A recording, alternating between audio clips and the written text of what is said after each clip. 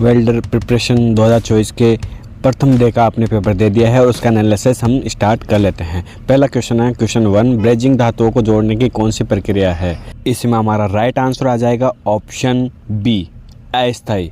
पूरे संसार में धातुओं को स्थायी रूप से जोड़ने का केवल एक ही प्रोसेस है और वो है वेल्डिंग।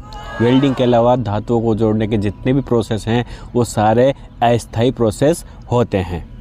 इसके बाद हमारा नेक्स्ट क्वेश्चन है question number 2, gas metal arc welding कौन सी वेल्डिंग प्रोसेस है।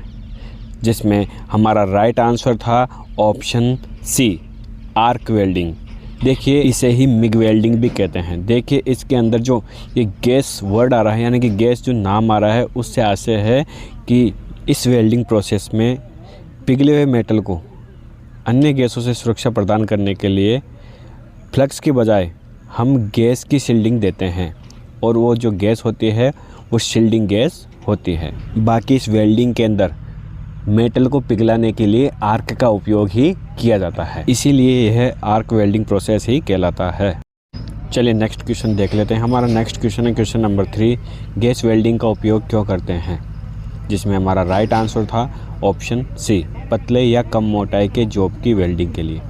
हमेशा ध्यान रखना गैस वेल्डिंग का उपयोग पतले जॉब को वेल्डिंग करने के लिए ही किया जाता है, क्योंकि पतले जॉब के ऊपर आर्क वेल्डिंग करना पॉसिबल नहीं होता, क्योंकि आर्क वेल्डिंग के दौरान हाई टेम्परेचर की आर्क बनती है जो कि पतली शीट या पतले जॉब को पिघलाकर ख़राब कर देती है। इसलिए इस कंडीशन से बचने के लिए पतले जॉब को गैस वेल्डिंग के द्वारा ही वेल्ड किया जाता है। गैस वेल्डिंग के द्वारा हीट पर कंट्रोल किया जा सकता है, जिससे पतले से पतला जॉब भी हम आसानी से वेल्ड कर सकते हैं। इसीलिए पतले जॉबों को गैस वेल्डिंग के द्वारा ही जोड़ा जाता है।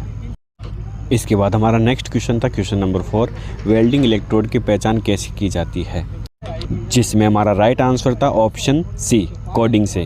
यानी कि इलेक्ट्रोडों की सरल पहचान और आइडेंटिफिकेशन के लिए कोडिंग का निर्माण किया जाता है। यानी कि आपने देखा होगा इलेक्ट्रोड के ऊपर लिखा हुआ रहता है 6013 E7018। ये क्या है, ये उस इलेक्ट्रोड की कोडिंग है जिससे उसके गुणधर्मों का, उसकी विशेषताओं का पता चलता है। ठीक है। हमारा अगला क्वेश्चन है क्वेश्चन नंबर 5, वेल्ड किए गए जॉब की गुणवत्ता की जांच कैसे की जाती है। जिसमें हमारा राइट आंसर है ऑप्शन सी, दोनों से। यानी कि नॉन डिस्ट्रक्टिव टेस्ट से और डिस्ट्रक्टिव टेस्ट दोनों से।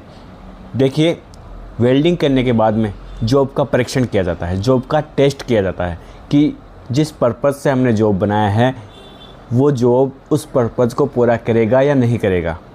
जॉब हमने जो बनाया है वो प्रॉपर मजबूत बना है या नहीं बना है। तो इसकी जांच करने के लिए जॉब की टेस्टिंग की जाती है। और टेस्टिंग करने के 2 मेथड होते हैं, नॉन डिस्ट्रक्टिव टेस्ट और डिस्ट्रक्टिव टेस्ट। पहला है नॉन डिस्ट्रक्टिव टेस्ट। जब जॉब को बिना नुकसान पहुंचाए उसकी टेस्टिंग की जाती है उसे नॉन डिस्ट्रक्टिव टेस्ट कहा जाता है।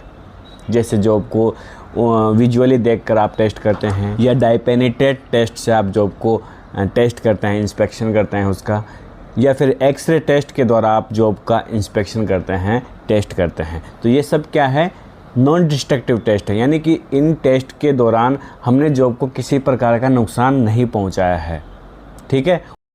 सेकंड है हमारा डिस्ट्रक्टिव टेस्ट, यानी कि जॉब को तोड़कर या जॉब को नष्ट करके जब हम जॉब के अंदर के गुणों का, उसकी मजबूती का पता करने की कोशिश करते हैं उसे डिस्ट्रक्टिव टेस्ट कहते हैं। जैसे निक ब्रेक टेस्ट हो गया, फटिग टेस्ट हो गया, ये सब क्या है, डिस्ट्रक्टिव टेस्ट की विधियां हैं।